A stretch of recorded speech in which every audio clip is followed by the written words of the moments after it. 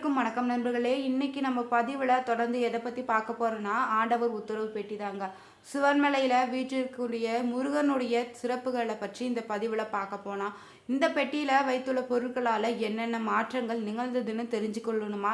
இந்த வீடியோவை ஸ்கிப் பண்ணாமல் பாருங்கள். இது போன்ற சுவாரஸ்யமான பதிவுகளை தெரிஞ்சுக்கொள்ள இது வரைக்குமே நம்ம சேனலை நீங்கள் பார்க்காதீங்களான்னு இருந்தீங்கன்னா சேனலுடைய பெல் பட்டனை கிளிக் பண்ணி சேனலை சப்ஸ்கிரைப் பண்ணிக்கோங்க. லைக் பண்ணுங்கள், ஷேர் பண்ணுங்கள், கமெண்ட் பண்ணுங்கள். வாங்க வீடியோக்குள்ளே போகலாம். திருப்பூர் மாவட்டத்தில் பார்த்தீங்கன்னா காங்கேயத்துக்கு அருகில் தாங்க சிவன்மலை கோவில் அமைஞ்சிருக்குதுங்க. பெயர் பார்த்தீங்கன்னா சிவன்மலைங்க. ஆனால் இந்த மலையில் சுப்பிரமணிய என்ற திருநாமத்தோட தான் கோவில் கொண்டிருக்கிறார். தமிழ் கடவுளாக இருக்கக்கூடிய முருகப்பெருமானுமே. தமிழகத்தில் உள்ள மிகவும் புகழ்பெற்ற முருகன் கோவில்களை இதுவும் ஒன்றுனே சொல்லலாங்க. ஒவ்வொரு கோவிலிலும் பார்த்தீங்கன்னா ஒரு வழிபாடு சிறப்பாக சொல்லியிருக்காங்க. அப்படி இந்த சிவன்மலை கோவிலில் பார்த்தீங்கன்னா ஆண்டவர் உத்தரவு பெட்டி தாங்க மிகவும் சிறப்பான வழிபாடாக சொல்லப்படுதுங்க. பார்த்தீங்கன்னா முருகன் சன்னதிக்கு முன்னாடி இருக்கக்கூடிய மண்டபத்தில் ஒரு தூணில் ஆண்டவர் உத்தரவு பெட்டியை வச்சுருப்பாங்க. முருகப்பெருமான் ஏதாவது ஒரு பக்தரை கனவுல தோன்றி ஒரு பொருளை குறிப்பிட்டு அந்த பொருளை இந்த பெட்டியில் வைத்து வழிபடும்படி உத்தரவிடுவாங்களாம். அந்த பக்தரோ உடனடியாக சிவன்மலைக்கு சென்று அங்குள்ள கோவில் நிர்வாகத்திடம் அதை தெரிவிப்பாங்க. அந்த பக்தர் பார்த்தீங்கன்னா சொல்வது உண்மைதானா என தெரிஞ்சு கொள்ள பொருளை உத்தரவு பெட்டியில் வைக்கலாமா என்பதை முருகனிடம் பார்த்தீங்கன்னா பூக்கட்டி போட்டு உத்தரவு கேட்பாங்க. முருகன் உத்தரவு அளித்த பின்னாடி தான் அந்த பொருள் ஆண்டவர் உத்தரவு பெட்டியில் பக்தர்களுடைய பார்வைக்காக வைக்கப்படுதுங்க. இதற்கு பார்த்தீங்கன்னா தினமுமே பூஜைகளும் நடத்துகிறாங்க. அடுத்து மற்றொரு பக்தருடைய கனவுல சிவன்மலை ஆண்டவர் உத்தரவு வரும் வரையுமே முன்பு வைத்திருந்த பொருளையே அப்படியே பூஜை செய்வாங்க. இது பல காலமாக இந்த கோவிலில் நடைமுறையில் இருந்து வரக்கூடிய ஒரு வழக்கம்னே சொல்லலாம். உத்தரவு பெட்டினா ஏதோ ஒரு சாதாரண பெட்டின்னு நினைக்காதீங்க. இந்த கண்ணாடி பெட்டியில் என்ன பொருள் வைக்கப்படுதோ அது தொடர்பான தாக்கங்கள் பார்த்தீங்கன்னா உலக அளவிலேயே இல்லைன்னா நாட்டிலோ ஏதோ ஒரு இடத்துல எதிரொலித்து தாங்க இருக்குதுங்க. இதற்கு முன்பாக பார்த்தீங்கன்னா மஞ்சள் வைத்து வழிபட்ட போது தாங்க மஞ்சளின் விளைச்சல் அமோகமாக இருந்திருக்குங்க. தண்ணீர் வைத்து வழிபட்ட போது பார்த்தீங்கன்னா சுனாமி வந்திருக்குது. துப்பாக்கி வைத்து வழிபட்ட போது பார்த்தீங்கன்னா கார்கில் போர் நடந்திருக்குது. இதில் இந்தியாவுக்கும் வெற்றி அடைஞ்சிருக்காங்க. இதற்கு முன்னாடி பார்த்தீங்கன்னா சமீபத்தில் பார்த்தீங்கன்னா மண் அகல் விளக்கு வைத்து வழிபாடு போது தான் திருவண்ணாமலையில் மண் சரிவு ஏற்பட்டிருக்குங்க. நீங்கள் பார்த்தீங்கன்னா பக்தருடைய கனவுல தான் ஒரு பொருள் தோன்றுங்க. அதனை சிவமலை ஆண்டவர் சன்னதி முன்பு பூ கேட்டு உத்தரவுப்படுத்திவாங்க. உத்தரவு பெட்டியில் வைக்கக்கூடிய பொருள் பார்த்தீங்கன்னா சமுதாயத்தில் ஏதோவது தாக்கத்தை ஏற்படுத்தியே இருக்குதுங்க. அதன்படி தான் வைக்கோல் வைத்தும் பூஜையும் நடைபெற்றிருக்குதுங்க. மழை வளம் சிறந்தும் விவசாயம் செழிப்பதோடு பார்த்தீங்கன்னா கால்நடைக்கு தேவைப்படும் தீவன பயிர்களுடைய விளைச்சலும் நன்றாக இருக்குன்னு நம்பியிருக்காங்க. வைக்கோல் பார்த்தீங்கன்னா பணத்தை ஈர்க்கும் ஒரு பொருள்னே சொல்லலாம். இதனால் பார்த்தீங்கன்னா நாட்டில் பணப்புழக்கம் அதிகரிக்கும் வாய்ப்பு இருக்குதுங்க. அடுத்ததாக திருவோட்டில் திருநீரும் ருத்ராட்சமும் திருப்புகழ் புத்தகமும் வைத்து வழிபாடு செய்திருக்காங்க. மாவட்டத்தில் பார்த்தீங்கன்னா காங்கேயத்துக்கு அருகில் தான் சிவன்மலை கோவில் அமைஞ்சிருக்குதுங்க. இந்த கோவில அருணகிரிநாதரால் திருப்புகழ் பாடப்பெற்ற பெருமை கொண்ட முருகன் தலங்கள்ல ஒன்றாக இருக்குதுங்க. இங்கே இருக்கக்கூடிய தலை இறைவன் பார்த்தீங்கன்னா சுப்பிரமணிய சுவாமி, தலை இறைவியாக தெய்வானை வள்ளி அமைஞ்சிருக்காங்க. தலை விருச்சம் பார்த்தீங்கன்னா தோரட்டி மரம் அமைஞ்சிருக்குது. தல தீர்த்தம் பார்த்தீங்கன்னா காசி தீர்த்தம். இந்த தலத்தில் கொண்டாடப்படுகிற சிறப்பான விழாக்கள் பார்த்தீங்கன்னா சித்ரா பௌர்ணமி, வைகாசி விசாகம், மாசிமகம் மற்றும் பங்குனி உத்திரங்க. இந்த கோவிலுடைய வரலாறு மிகவும் சுவையான தகவல்னே சொல்லலாங்க. சிவன்மலை சுப்பிரமணிய கோவில் பார்த்தீங்கன்னா தமிழ்நாட்டில் திருப்பூர் மாவட்டத்தில் தான் காங்கேயத்திற்கு அருகில் சிவன்மலையில் அமைந்துள்ள கோவிலாக அமைஞ்சிருக்குது. கோவிலுடைய மூலவராக இருக்கக்கூடிய சுப்பிரமணியர் பார்த்தீங்கன்னா வள்ளியுடன் ஒரே கருவறையில் திருமண கோலத்தில் காட்சியளிக்கிறாரு. பாட்டாளி என்ற கிராமமே பார்த்தீங்கன்னா சிவன்மலை அமைந்துள்ள பகுதியாக இருக்குதுங்க. பால்வளம் மிக்க வனத்தில் தான் கோவில் கொண்டுள்ள நல்ல மங்கை உடனமர சிரவணேஸ்வரன் மகனே சிவன்மலை சுப்பிரமணிய சுவாமி கோவில் அமைஞ்சிருக்குது. மலைச்சாரல திணைப்புணம் காத்து கொண்டிருந்த வள்ளியம்மையை தான் காதல் மனம் புரிந்திருக்காரு முருகனும்.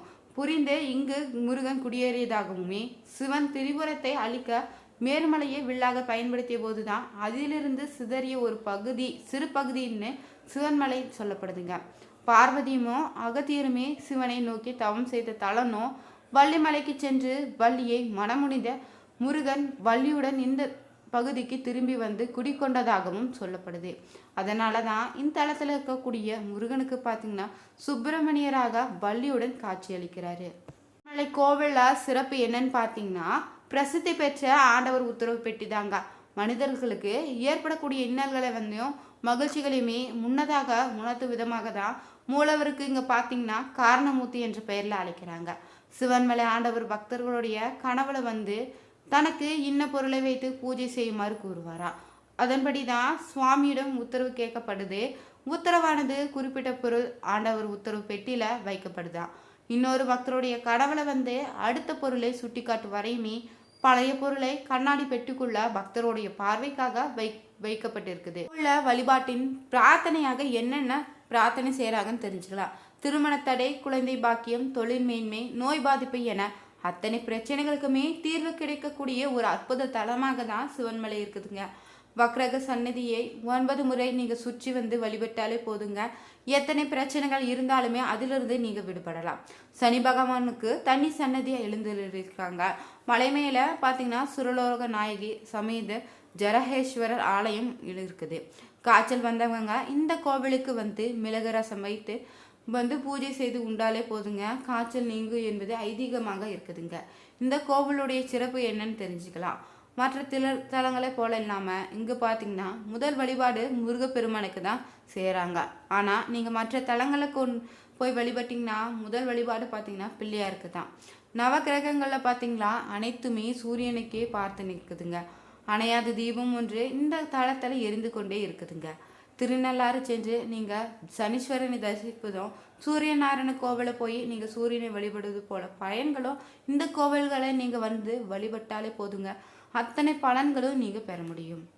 மேலே ஆண்டவர் பார்த்தீங்கன்னா பக்தருடைய கனவுல தான் குறிப்பால் உணர்த்தி அது சம்பந்தமான பொருட்களை உத்தரவு பெட்டியில் வைப்பது பற்றி சொல்வது தொன்று தொட்டு இந்த கோயிலில் வழக்கத்தில் இருக்குதுங்க.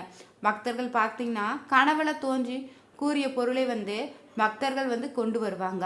மேற்படி பார்த்தீங்கன்னா பொருளை உத்தரவு பெட்டியில் வைக்கலாமா என சுவாமியிடம் அர்ச்சகர் வெள்ளை இல்லைன்னா சிவப்பு பூ வைத்து உத்தரவு கேட்பாங்க. வெள்ளை பூ விழுந்தால் மட்டுமே தான் அனுமதி கிடைத்ததாக நினைத்துட்டு பொருள் மாற்றப்பட்டு புதிய பொருள் வைத்து பூஜை செய்யப்படுதுங்க. இதுவரைக்குமே இந்த ஆண்டவர் உத்தரவு பெட்டியில் பார்த்தீங்கன்னா என்னென்ன பொருட்கள் வைத்து பூஜை செய்யப்பட்டிருக்குதுன்னா மண், துப்பாக்கி, ஏற்கலப்பை, ரூபாய் நோட்டு புத்தகம், சைக்கிள், அரிசி, மஞ்சள், இளநீர், தங்கம், சர்க்கரை, கணக்கு நோட்டு, பூமாலை, ருத்ராட்சம், 2 இளநீர்கள் என பல்வேறு பொருட்களை வைத்து பூஜை செய்திருக்காங்க. அவ்வாறு வைத்து பூஜை செய்யப்பட்ட பொருள் பார்த்தீங்கன்னா இந்த சமுதாயத்தில் ஏதோ ஒரு தாக்கத்தை ஏற்படுத்தி வந்திருக்குதுங்க.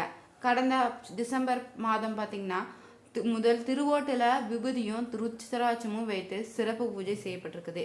அடுத்ததாக பார்த்தீங்கன்னா கடந்த மாதம் 25ஆம் தேதி தான் வைக்கோல் வைத்து பூஜையை செய்திருக்காங்க. தொடர்ந்து பார்த்தீங்கன்னா திருப்பூர் மாவட்டத்தில் ஆரத்தளவு பகுதியைச் சேர்ந்த தங்கவேல் என்ற பக்தருடைய கனவுல சிவன்மலை ஆண்டவர் என்ன சொல்லியிருக்காருன்னா கற்பூரம் மற்றும் பிரம்பு வைக்க உத்தரவிட்டிருக்காரு. அதே அடுத்து தான் ஆண்டவர் உத்தரவு பெட்டியில் கற்பூரமும் பிரம்பும் வைத்து தற்போது பூஜை செய்யப்பட்டு வருதுங்க. கடவுளாக இருக்கக்கூடிய முருகப்பெருமான் பார்த்தீங்கன்னா பலருக்குமே இஷ்ட தெய்வமாக விளங்கக்கூடியவர் இவர் ஒருவர் மட்டும்தாங்க. சுக்குக்கு மிஞ்சிய மருந்தும் இல்லை, சுப்பிரமணியனுக்கு மிஞ்சிய தெய்வமும் இல்லைன்னு சொல்லுவாங்க. நீங்கள் எந்த பிரச்சனையாக இருந்தாலுமே என்ன வேண்டுதல் நிறைவேற வேண்டும்னாலே கந்தனுடைய காலை நீங்கள் பிடித்தாலே போதுங்க, உங்களுக்கு வருகின்ற அனைத்து துன்பங்களும் ஓடிவிடுங்க. வேலை, திருமணம், குழந்தை பேரு, கடன், பண கஷ்டம், மனை மற்றும் வீடு தொடர்பான பிரச்சனைகள் இருந்தாலும் கூட, நோய்கள், காரிய வெற்றி என எதை வேண்டினாலுமே விரதம் இருந்து நீங்கள் தொடர்ந்து வழிபட்டு வந்தாலே சகல நலன்களையுமே தரக்கூடியவர் தான் முருகப்பெருமான். இவரை பார்த்தீங்கன்னா யார் வேண்டுமானாலும் வழிபடலாங்க. ஆனால் குறிப்பிட்ட சிலர் பார்த்தீங்கன்னா முருக வழிபாட்டை நீங்கள் தொடர்ந்து செய்து வந்தாலே போதும், மற்றவர்கள் விட உங்களுக்கு அதிர்ஷ்டம் அதிகமாக இருக்குதுன்னே சொல்லலாங்க. அப்படி யாரெல்லாம் முருகனை தொடர்ந்து வழிபட்டா வாழ்வில் அதிர்ஷ்டம் நிலைத்து இருக்கும் என்பதை தெரிஞ்சுக்கலாம். செவ்வாய்க்கிழமையில பிறந்தவங்க மேஷம், விருச்சிக ராசிக்காரர்கள், லக்னக்காரர்களும் சித்திரை, மிருகசீரிஷம், அவிட்டம் நட்சத்திர பிறந்தவர்களுமே தொடர்ந்து நீங்கள் முருகப்பெருமானை வழிபட்டு வந்தாலே உங்களுக்கு அதிர்ஷ்டம் என்றைக்குமே நிலைச்சி இருக்குங்க. மேலும் உங்கள் வாழ்க்கையில் ஏதாவது சந்தேகங்கள் இல்லை பிரச்சனைகளாகவே இருக்குதுன்னா வீடியோவில் டிஸ்கிரிப்ஷனில் கொடுத்துருக்க நம்பருக்கு கால் பண்ணி ஜோதிட ரீதியான தகவல்களையும் சந்தேகங்களையும் நீங்கள் தெரிஞ்சு கொள்ளலாம். நம்ம சிவன்மலை ஆண்டவர் உத்தரவு பற்றி தெரிஞ்சுக்கொண்டோம். இது போன்ற தகவல்கள் உங்களுக்கு வேணும்னா இது வரைக்குமே நம்ம சேனலை பார்க்காதீங்களாங்க இருந்தீங்கன்னா சேனலுடைய பெல் பட்டனை கிளிக் பண்ணி சேனலை சப்ஸ்கிரைப் பண்ணிக்கோங்க. லைக் பண்ணுங்கள், ஷேர் பண்ணுங்கள், கமெண்ட் பண்ணுங்கள். Thank you viewers.